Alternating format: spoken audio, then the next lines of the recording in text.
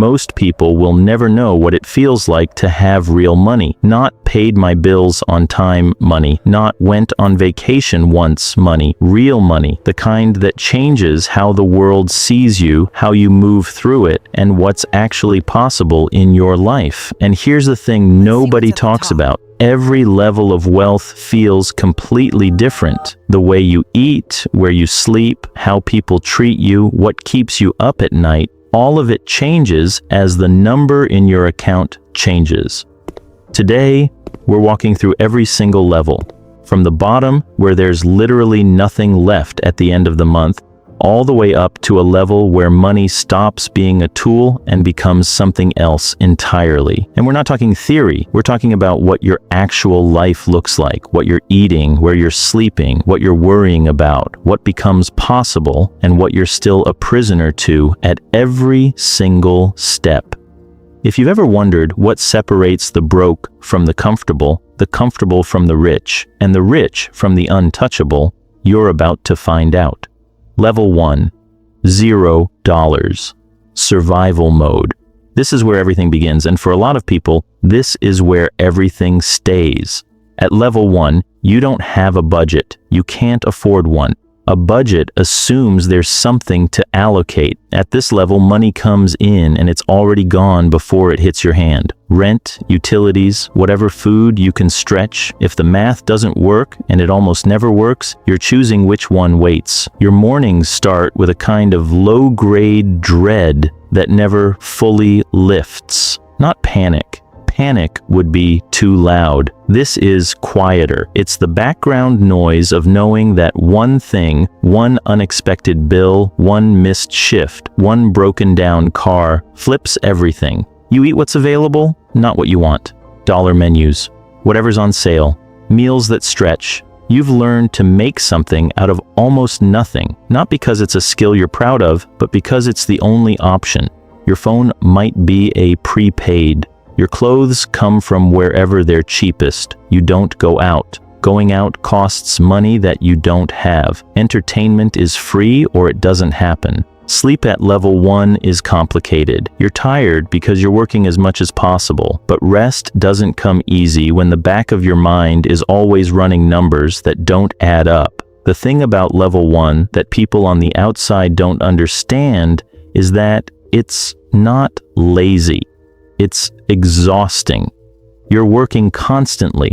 You're just working without any of the safety nets that make effort convert into progress.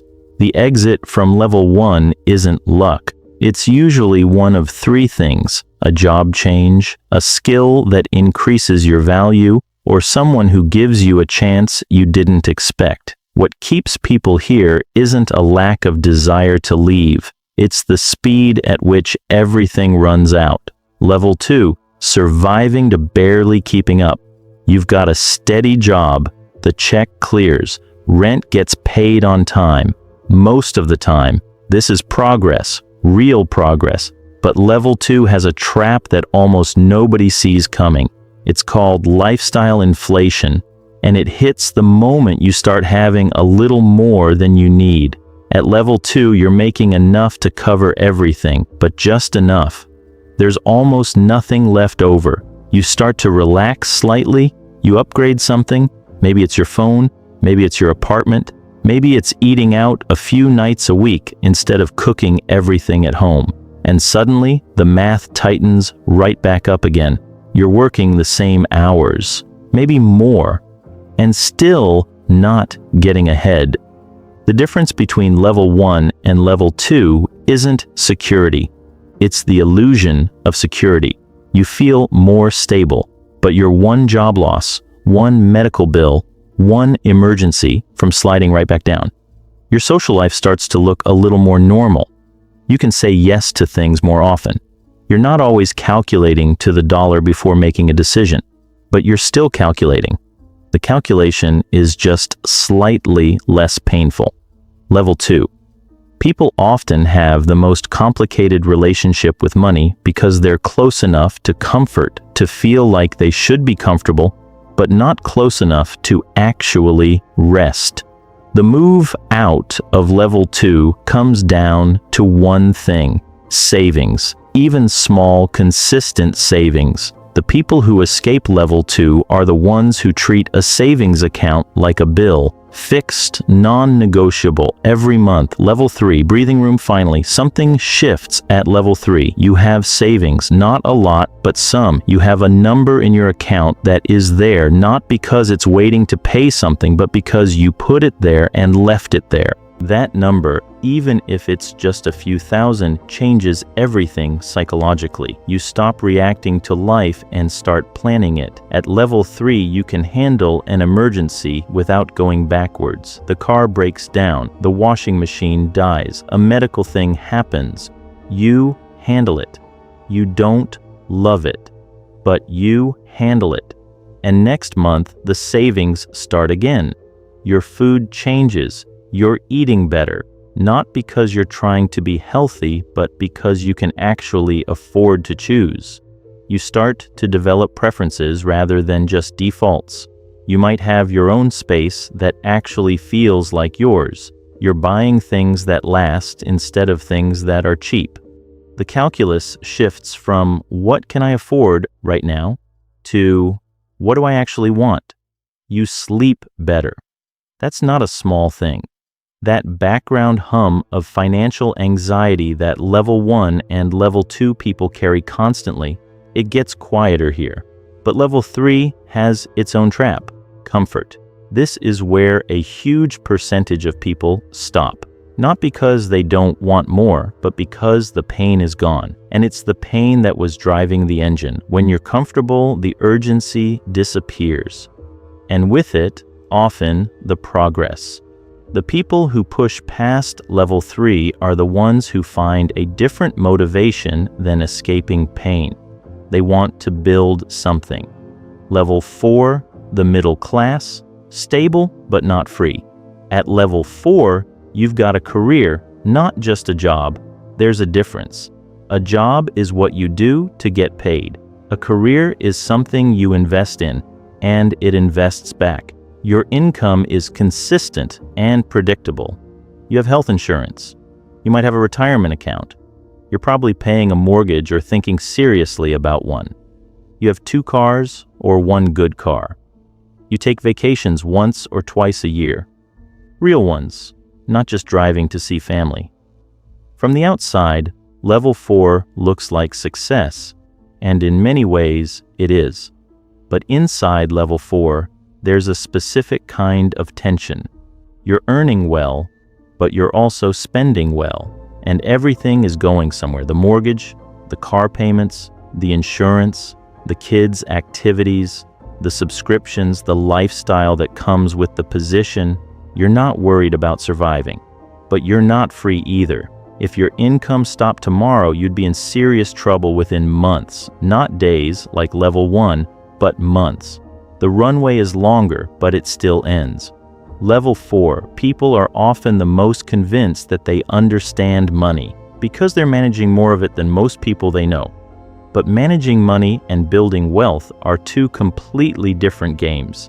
The move up from level 4 almost always involves one of these things: a significant income increase, a business, investments that start to compound, or real estate. Usually some combination. The people stuck at level 4 forever are the ones who mistake income for wealth. A high salary feels like being rich, but it's not. It's comfortable dependency. Level 5, upper middle class. The options start to open. Here's where life starts to look visibly different. At level 5, you're not just managing money. You're making money on your money. Investments exist, and they're growing. The mortgage isn't a source of stress. It's a plan. Net worth is climbing even when you're not actively doing anything. You can say yes to things without calculating first. A weekend trip, a nice dinner, a home upgrade. These decisions exist in a completely different part of your brain than they did 5 levels ago. Your time starts to matter in a new way. You can outsource the things you don't want to do. Cleaning, repairs, even some administrative parts of your life. You start buying back hours. And hours, you've realized, are the real currency. Your options expand. You don't have to take every opportunity. You can be selective. This is a quiet, enormous shift. The ability to say no to a client you don't like, a project that doesn't excite you, an obligation that doesn't serve you, is one of the first real signs that wealth is starting to work for you rather than against you. Your social circle probably starts to change here. You're spending time with people who have similar habits, people who talk about investing, building, growing. The people around you at this level are often the difference between staying here and going higher. Level 5 is also where the fear changes. At the lower levels, you feared losing what little you had. Here, you start to fear stagnating, not going backwards, just staying still while the people around you move forward. Level 6. Wealthy. Money works while you sleep. At level 6, the game changes completely. You have passive income. Money is coming in while you sleep, while you're on vacation, while you're doing literally anything else. Rental properties, dividends, business income that doesn't require your direct presence. The machine is running on its own. Your net worth is in the millions, not hundreds of millions, but millions. That number sounds abstract until you understand what it means practically. It means that even a conservative return on your assets generates more income per year than most people make working full-time. You don't have an employer, or if you do, it's entirely by choice. You work because you want to, because you find it meaningful, because you like the people, because it keeps you sharp. Not because you need the paycheck. Travel is different at level 6. You go where you want, when you want. The destination is the only consideration. You're not watching prices. You're not choosing the cheapest flight. You're not calculating whether you can afford the trip. You're deciding whether you want to take it. Your relationship with risk changes too. When you have enough, calculated risk becomes exciting rather than terrifying. You can put money into something that might fail, because even if it does, it doesn't change your life. This is why wealthy people often make more wealth, not because they're smarter, because their floor is high enough that they can bet. The thing most people at level 6 will tell you is that the problems don't disappear. They just become different problems, more complex, more expensive, but they're problems you're choosing to engage with. That's the real luxury. Level 7. Rich. A different world entirely. Tens of millions. This is where the visible signs of wealth become impossible to miss, and also where money becomes something most people don't understand. At level 7, you have staff. Not one person who helps occasionally. Staff. A personal assistant who manages your calendar, your communications, your logistics. Possibly a house manager, a chef, a driver, people whose entire job is to remove friction from your life. Your home is not a house. It might be multiple properties in multiple countries. The primary residence is a statement, not of ego necessarily, but of what's possible when square footage isn't a limitation. Private travel. Not always private jets, but often. You stop thinking about airports the way normal people think about airports. The process changes entirely. The people in your life at this level are largely either wealthy themselves or working for you. This creates a kind of isolation that people outside it don't anticipate. It becomes genuinely difficult to know who likes you for you and who likes you for what you have. Relationships become more complicated even as everything material becomes simpler. Your attention shifts. You're not thinking about money the way you used to. You're thinking about legacy, impact, what you're building and for whom, and what it will mean when you're not here. These are the questions that start to dominate at level 7, and here's what almost nobody tells you. The lifestyle upgrades from level 6 to level 7 are dramatic. But the happiness increase is surprisingly small. You adapt to luxury faster than you expect. What felt extraordinary becomes ordinary within months. The hedonic treadmill doesn't care how wealthy you are. Level 8. Generational wealth. Your family is changed forever. There's a number where wealth stops being about your life and starts being about the next 100 years of your bloodline. At level 8, you're not spending from your wealth. You're managing it. The assets generate returns. The returns get reinvested or distributed. The principle stays largely intact. You could stop doing anything, and your grandchildren's grandchildren would live differently because of decisions you made. This is generational wealth, not "I'm leaving my kids something." This is "I'm changing the economic trajectory of everyone who comes after me." Foundations, trusts, endowments, these become the vocabulary of level 8. You're not just an individual anymore, you're an institution. Decisions at this level have consequences that ripple outward in ways that are hard to track. Where you invest affects industries. Who you fund affects what gets built. The organizations you support shape communities. Power at this level operates differently than at any previous level. It's structural, not personal. And yet, the people at level 8 who are most at peace are often the ones who maintained a clear answer to one question: what is this actually for? Because if you make it here without answering that question, the money becomes its own kind of prison. Level 9. Billionaire, the final level. $1 billion is a number that doesn't translate into human experience the way smaller numbers do. If you spent $5,000 every single day, more than most people earn in a month, it would take you 550 years to spend $1 billion. That is the scale we are talking about. At level 9, you are not a person who has money. You are an economic force. Your decisions affect markets. Your investments shape industries. Your philanthropy redirects the attention of governments. Whether you want to or not, you have power that extends far beyond your personal life. Billionaires don't carry cash. They rarely think about prices in any traditional sense. The concept of "can I afford this?" has not entered their mind in decades, if ever. Every decision is made by people, employees, advisors, managers, whose entire career is dedicated to executing your vision. You have security that exists at a level that most people can't imagine, not just financial security, physical security.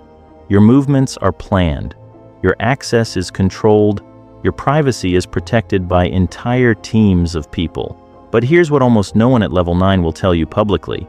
There is a loneliness at this level that money cannot solve. The inaccessibility that protects you also separates you. The power that commands respect also makes genuine connection nearly impossible. You are always, in some way, the most powerful person in any room you enter, and that changes every dynamic, every conversation, every relationship in ways that are impossible to fully prepare for.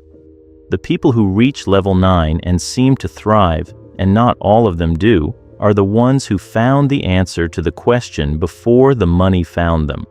The ones who knew what they were building toward, and why, and for whom. Because at every other level, the solution to problems was more money.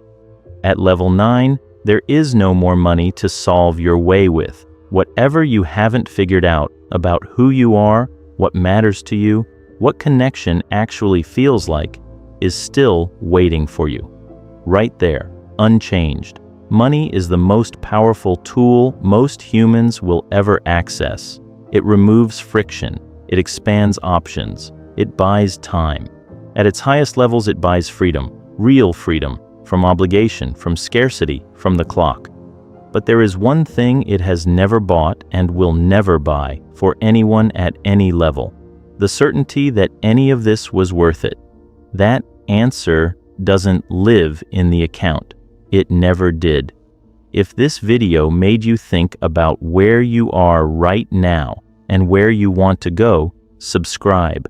Every video on this channel is built to show you exactly what each level of life really looks like. The next one might change the way you see everything.